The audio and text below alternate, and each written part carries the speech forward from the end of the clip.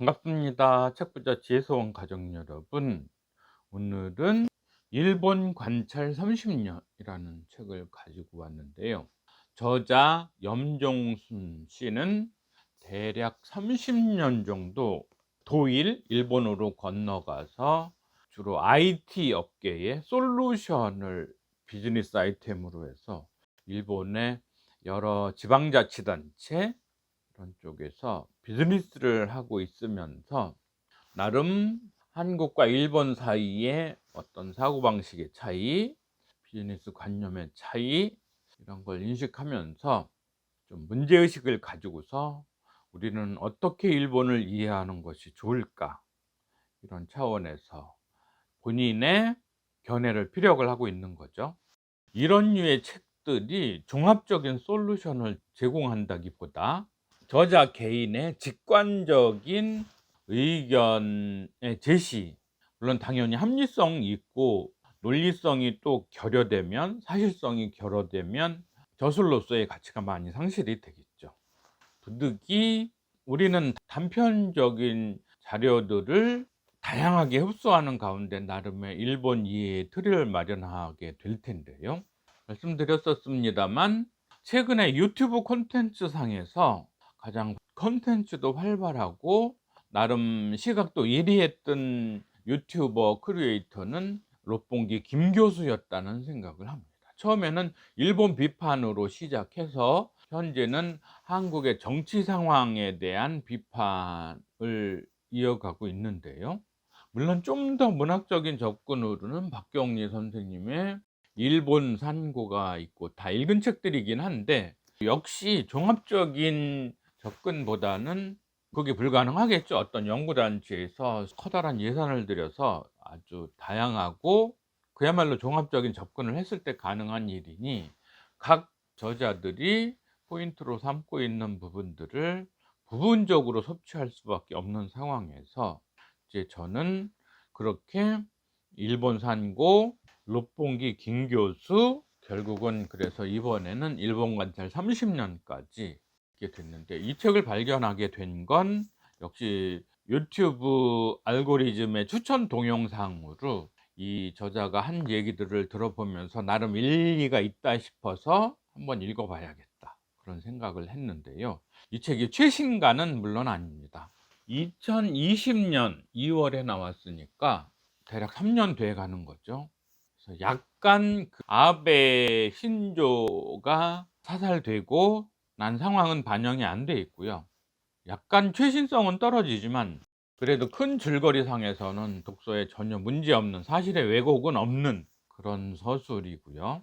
그야말로 종합 비타민처럼 한 방에 모든 것을 다 섭취할 수 있는 그런 일본론 이런 거는 없어서 부득이 이렇게 저렇게 다양한 섭취를 통해서 좀 더 완벽한 일본에 대한 건강한 시각 이런 걸 유지할 수 있다고 보는데, 저도 일본에 대해서는 피상적으로만 알고 있는 건 아닌 것이, 제가 위넨이라는 회사에 있을 때 일본의 현지 판매 회사도 있었고 대리점들도 관리를 했고 일본의 양궁 대회에 출장 나가서 교류도 있었고, 그 이전에 물론 대학 때부터 일본어를 교양 과목으로 이수하고 박성원의 일본어 표준부터 해서 학원도 다니고 열심히 공부한 것도 많고요. 더군다나 이렇게 일본 성서도 독서를 많이 하면서, 왜냐하면 성경에는, 일본어 성경은 편리하게도 한자어들의 도금, 요미가다를 다 병기를 해 놨기 때문에 우리가 일본어 한자 읽기가 상당히 취약하잖아요. 그러한 부분에서 각종 명사들의 요미가다, 도금도 그렇지만 동사 변화들에 따른 그 속에 포함되어 있는 한자어들 읽는 것까지 아주 용이하기 때문에 이렇게 일본어 성서도 많이 읽고 또 독서도 나름 좀 해 보려 하고 일본 원서들도 지금도 구매를 하고 있고 그러면서 꾸준히 읽는 가운데, 이 책으로 인해서 얻은 가장 현실적인 이득은 뭐냐면, 제가 인제 영어 원서는 아마존, 미국 아마존에서 주로 구입을 하는데 일본 아마존, 아마존 자팬도 결국은 바로 어제 등록을 해서, 회원 등록을 해서 도서 구매까지 했는데, 더욱 이제 원활하게 일본 전문 서적들도 구입해서 읽을 수 있고, 그래서 영어 바운더리만이 아니라 일본어도 많이 읽어 나가면서 식견을 더 넓혀 나갈 수 있는 어떤 현실적인 솔루션이 이 책으로부터 왔다는 차원에서도 이 저자한테 좀 고마움을 표시해야 될 일도 있고요. 책의 내용은 그냥 술술 읽힐 정도로 하룻밤 그냥 쭉 읽으면 다 읽을 수 있는 정도여서 무난하게 또 꼭 읽어보실 수 있도록, 일본을 너무 과대하게 평가할 것도 아니고 너무 혐오의 정서로 이렇게 원통하게 일본을 바라볼 것도 아니고. 왜냐하면 늘 시각이라는 게 잘못한 놈 따로 있고 원망 맞는 사람 따로 있고 이런 상황이잖아요. 일본도 우리가 일본을 미워하고 식민지 시대나 뭐나 다 분개하지만 그 책임은 실제로는 상층부, 일본 지배층 상층부, 군국주의자 상층부, 이쪽이 결국은 책임이 있고, 일본 일반 국민들 역시 자기네들 지도층의 폭정에 의한 피해자들인 건 또 사실이기도 하고요. 우리 역시 우리 지배층들의 피해자이기도 하죠. 왜냐하면 어쨌거나 어느 시대나 그 권력의 최정점에 있었던 인물들이 있었는데, 이 인물들이 정의를 바로 세우지 않음으로써 역사의 왜곡, 아니면 권력의 왜곡, 국기 내지 국군의 왜곡, 이런 게 나타나잖아요. 그래서 정말 일제시대의 친일 앞잡이들, 매국노들, 악랄한 밀정 순사들 다 처단을 했어야 되는데, 한국 국민들의 속성이라는 게 참 너그럽죠. 박정희도 열심히 대통령 선거를 했는데 찍어주고, 전두환도 찍어주고, 노태우도 찍어주고, 국민 잘못이라고만 할 수 없지만 국민의 잘못이 없다고도 할 수 없는 그런 상황에서, 그러니까 한국의 일반 대중, 일본의 일반 대중은 서로 이유 없이 질시할 이유는 없죠. 그리고 현 상태에서 우리가 더 넓은 열매를 가지는 걸 방해하는 건 상층부인 거지, 실제로 비즈니스와 생활 일선에 있는 우리들이 손해를 보고 있을 이유는 없는 거죠. 그런 소위 위정자들의 정치 노름에 놀아나서 우리가 손해보고 있을 건 아니고, 양국 일반 대중들은 실익을 충분히 취하고 정치꾼들의 선동에 부안해동하고 그들의 선전선동에 꼭두각시가 되고 이럴 필요가 없는 거죠. 우리는 우리대로 실리를 추구할 수 있는 방법을 찾아 나가는 거, 그거면 된다 하는 그런 생각은 하고요. 그래서 결론적으로 말씀드리면, 우리가 일본보다 못할 이유가 없다. 국방력에서도 실제로 우리가 더 앞선다고도 볼 수 있어요.